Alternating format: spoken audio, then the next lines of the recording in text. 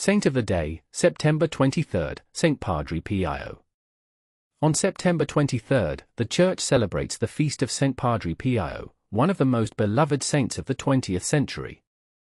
Known to the world as Padre Pio, he was born Francesco Forgione in the rural village of Pietrelcina, in southern Italy, in 1887. From his earliest days, Francesco's life was marked by a profound devotion to God. At the age of 5, he resolved to dedicate himself wholly to the Lord, a resolve that would shape his entire existence. Francesco grew up in a humble family of peasant farmers.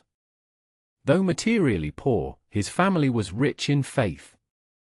Every morning, they attended Mass. Every evening, they prayed the Rosary together. They observed periods of fasting and abstinence, practices that helped to foster a spirit of sacrifice and trust in God. When a young Capuchin friar visited their village and spoke of the religious life, Francesco felt a deep call to follow in his footsteps. However, the path to the Capuchin order was not easy. The friars required a level of education that Francesco did not yet possess.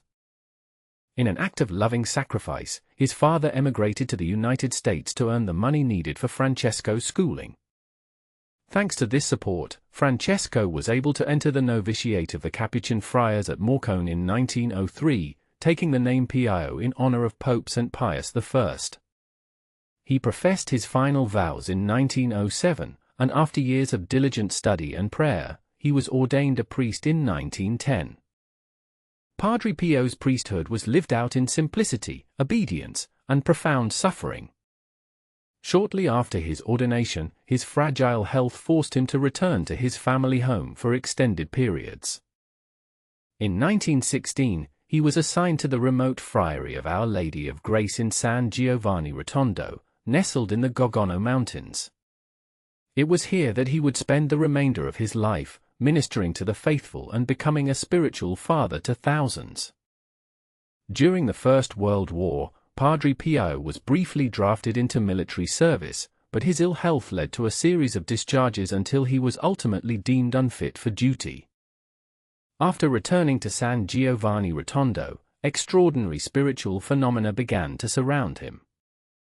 He was reported to possess numerous charisms, the ability to heal, to read hearts in confession, to bilocate, appear in 2 places at once, and to prophesy.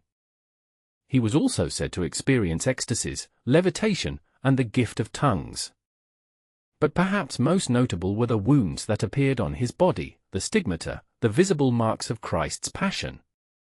News of Padre Pio's stigmata spread rapidly, drawing pilgrims from around the world. Many came seeking healing, consolation, and spiritual guidance. The scent of flowers, especially violets, was said to emanate from his wounds, a phenomenon known as the odor of sanctity. Yet, fame brought not only admiration but also suspicion and hardship. The Church, cautious and prudent, subjected Padre Pio to numerous investigations and imposed restrictions on his ministry. For years, he was forbidden to celebrate Mass publicly or hear confessions. Throughout these trials, Padre Pio remained obedient, enduring all with humility and trust in God's will. Eventually, Pope Pius XI lifted the restrictions, recognizing the authenticity of his sanctity and ministry. Padre Pio's life was marked by tireless devotion to the sacraments, especially the Eucharist and the confessional. He would spend long hours hearing confessions, sometimes up to 16 hours a day, drawing countless souls back to Christ. He often exhorted his spiritual children to pray, hope, and don't worry, a phrase that has since become his spiritual legacy. He encouraged devotion to Our Lady, prayer of the Rosary, and trust in divine mercy. In the last years of his life, Padre Pio's health declined. In September 1968, feeling great fatigue, he prepared himself for death. Early on the morning of September 23, he made his last confession, renewed his Franciscan vows, and peacefully surrendered his soul to God. He was 81 years old. The impact of Padre Pio's life did not end with his death. He was declared venerable in 1997, beatified in 1999, and canonized a saint by Pope John Paul II in 2002. Today, millions continue to visit his shrine in San Giovanni Rotondo, and his intercession is sought by the faithful around the world. Saint Padre Pio's life shows us the power of humility, obedience, and patient suffering. He reminds us that holiness is possible for all who trust in God's love and mercy. May we, following his example, draw closer to Christ, especially through prayer, the sacraments, and service to others. Saint Padre Pio, pray for us.